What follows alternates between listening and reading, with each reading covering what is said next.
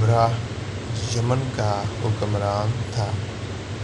اس نے یمن میں ایک عالیشان کلیسا تعمیر کرکے یمن کے لوگوں میں یہ اعلان کرا دیا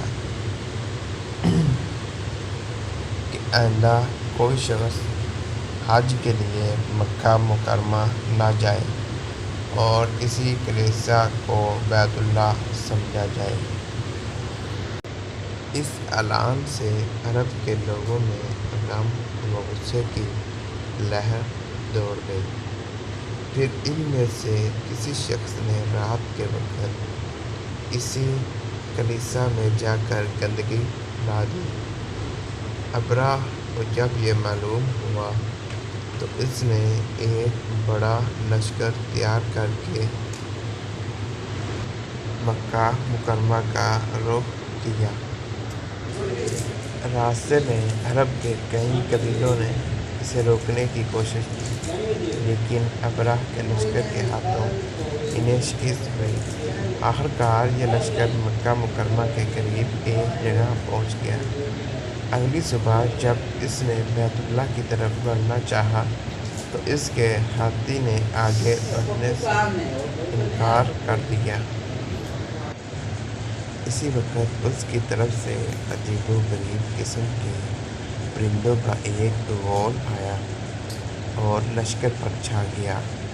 ہر پرندے کی چونچ میں 3 کینکر تھے جو انہوں نے لشکر کے لوگوں پر برسانے شروع کر دیے۔ ان کینکروں نے لشکر کے لوگوں کے جسم کو چیر کر رکھ دیا۔ یہ عذاب دیکھ کر سارے ہاتھی بھاگ کھڑے ہوئے۔ لشکر کے سپاہیوں میں سے کچھ وہیں ہلاک ہو گئے اور کچھ جو بھاگ نکلے وہ راستے میں مر گئے۔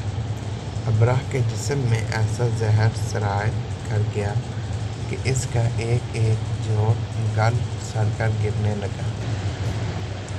اسی حالت میں اسے یمن لایا گیا۔ وہاں اس کے سارے بدن سے خون بہہ بہہ کر ختم ہو گیا۔ اس کی موت سب سے زیادہ عبرتناک ہوئی۔ اس کے 2 ہاتھی بان مکہ مکرمہ میں رہ گئے تھے جو اپاہج اور اندھے ہو گئے۔ اس طرح اللہ تعالیٰ نے اپنے گھر کی حفاظت فرمائی اور طاقت پر غرور کرنے والے کو سزا کا مزہ چکھایا۔ قرآن پاک کی سورۃ فیل میں اللہ پاک نے اس واقعے کو یوں بیان فرمایا۔ کیا تو نے نہ دیکھا کہ تیرے رب نے ہاتھی والوں کے ساتھ کیا کیا؟